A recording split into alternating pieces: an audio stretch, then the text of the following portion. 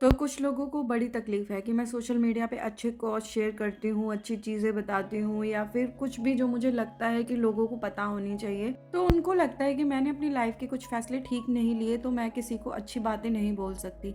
भाई साहब, आपको एक चीज़ बताऊँ, जो इंसान ज़िंदगी से अपनी लाइफ़ से सीखता है ना, वो कभी नहीं चाहता कि जो मेरे साथ हुआ वो किसी और के साथ हो। और हर एक अच्छा इंसान, जी हाँ, मैं तो अपने आप को अच्छा मानती हूँ, आप ना मानो वो आपकी मर्ज़ी है, क्योंकि बुराई करने के लिए दुनिया बैठी है। जैसे मेरी कही सच बात आपको चुभ गई, तो जो भी अच्छा इंसान होता है वो यही सोचता है जो मेरे साथ हुआ वो किसी और के साथ ना हो। और अच्छी बातें हमेशा शेयर करनी चाहिए, मेरा मानना ये है। कोई भी अच्छी चीज़ हो, कोई भी अच्छी बात हो, स्टोरी हो, वीडियो हो, कुछ भी हो, आपको हमेशा शेयर करनी चाहिए। आपने उस पे अमल किया हो या ना किया हो, लेकिन आप हमेशा दूसरों के लिए अच्छा सोचो, ठीक है? और सबसे बड़ी बात, तुमने अच्छे फैसले लेके क्या ही उखाड़ लिया अपनी ज़िंदगी में, तुम्हारी ज़िंदगी की वाट ना मुझसे भी ज़्यादा लगी पड़ी है। तो पहले अपने ऊपर ध्यान दो, फिर दूसरों को ज्ञान दो। हाय एवरीवन, मेरा नाम संध्या है और मैं एक बोलने वाली लड़की हूँ, यानी कि मैं एक एंकर हूँ जो कि इवेंट्स एंड फंक्शंस होस्ट करती हूँ। तो कैसे हो आप सब? उम्मीद करती हूँ आप लोग अच्छे होंगे, बेहतर होंगे, मस्त होंगे, स्वस्थ होंगे, अपना ख्याल भी रख रहे होंगे। Welcome back to my channel and my another event vlog. तो आ गई हूँ मैं आज फिर से एक और वेडिंग फंक्शन होस्ट करने, जो कि विवान बैंक्वेट में ही था, यानी कि करकरडूमा में।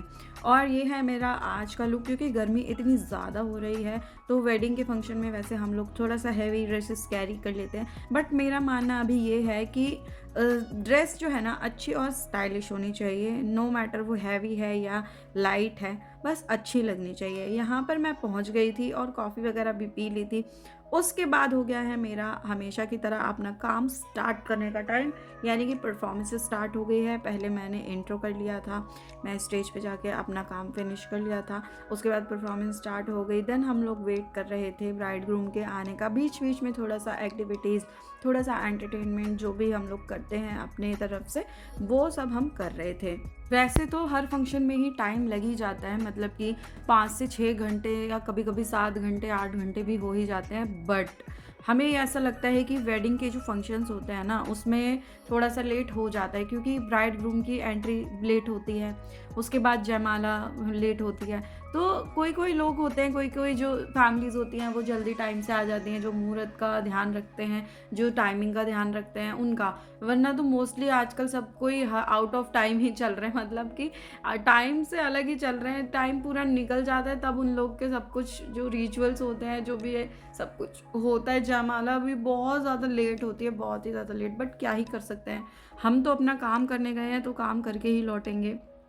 अब ये तो उन फैमिलीज़ को सोचना चाहिए कि वो थोड़ा-सा मतलब जल्दी करने की कोशिश करें। फैमिली में बहुत सारी चीज़ें होती हैं, शादी वाले दिन भी और दिन भी बहुत सारी चीज़ें होती हैं, ये तो मैं समझती हूँ। लेकिन काफ़ी लोग, काफ़ी फैमिलीज़ हैं, हर चीज़ का ध्यान रखते हैं, ये भी मैं देखती हूँ, है ना? तो उनकी तरह जैसे कुछ फैमिलीज़ बहुत ही ज़्यादा पंक्चुअल होती हैं, तो उन्हीं की तरह सबको ही रहना चाहिए। और ये मेरा आज का लुक थोड़ा स्टाइल मारते हुए, देखो, दुनिया जले तो जले, मेरा स्टाइल कम नहीं होना चाहिए बिल्कुल भी, ठीक है ना? क्योंकि भाई साहब, 2 दिन की ज़िंदगी फिर अंधेरी रात है। पता नहीं आजकल ऐसा चल रहा है ना, लाइफ़ इज़ अनप्रेडिक्टेबल। कुछ नहीं पता कल का क्या हो जाए। वैसे मुझे कोई बहुत लंबी उम्र जीने का बिल्कुल भी कोई शौक नहीं है। मैं तो चाहती ही नहीं कि मैं बहुत लॉन्ग लाइफ़ जीऊँ। लेकिन कल का कुछ नहीं पता, इसलिए आज ही कर लो जो करना है। और मैंने दुनिया के बारे में सोचना छोड़ दिया है। अब मैं वही करती हूँ जो मुझे अच्छा लगता है। दूसरे की लाइफ़ पे ना टिप्पणी करना बहुत आसान होता है, क्योंकि आप नहीं जानते कि उन्होंने अपनी लाइफ़ में क्या-क्या फ़ेस किया है, कैसे-कैसे किया है, क्या हुआ है, नहीं हुआ है। तुम शुक्र करो कि तुम्हें सब कुछ बना-बनाया मिल गया, तुम्हारी लाइफ़ बचपन से लेके अब तक अच्छी रही, तो तुम दूसरों के बारे में इतनी टिप्पणी कर पाते हो। अगर भगवान ना करे तुम्हारी भी लाइफ़ बहुत ही ज़्यादा हार्ड होती ना, बहुत ही ज़्यादा हार्श होती, तब तुम्हें पता चलता कि दूसरों की ज़िंदगियों पे टिप्पणी करना कितना बुरा और कितना आसान होता है। जो इंसान सेल्फ मेड होता है ना, yes, you heard it right, self made, again I repeat, self made, उसको ना कोई फ़र्क नहीं पड़ता। जैसे अब मुझे कोई फ़र्क नहीं पड़ता, तो भाड़ में जाओ तुम, भाड़ में जाए तुम्हारी सोच।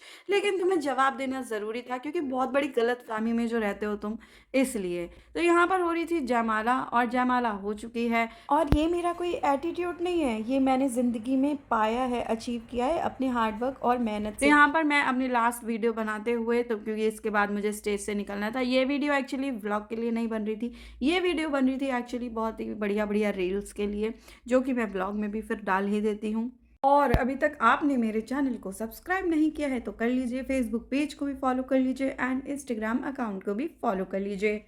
तो जयमाला हो गई थी और उसके बाद मेरा काम हो गया था फिनिश, यानी कि इवेंट हो गया था वाइंड अप 2-3 परफॉर्मेंसेस के बाद। उसके बाद मैंने पेमेंट लिया और मैं घर के लिए निकल गई और घर पे पहुंच पे गई। चलो इस ब्लॉग को यहीं एंड करते हैं, मिलती हूँ नेक्स्ट ब्लॉग में, तब तक के लिए बाय।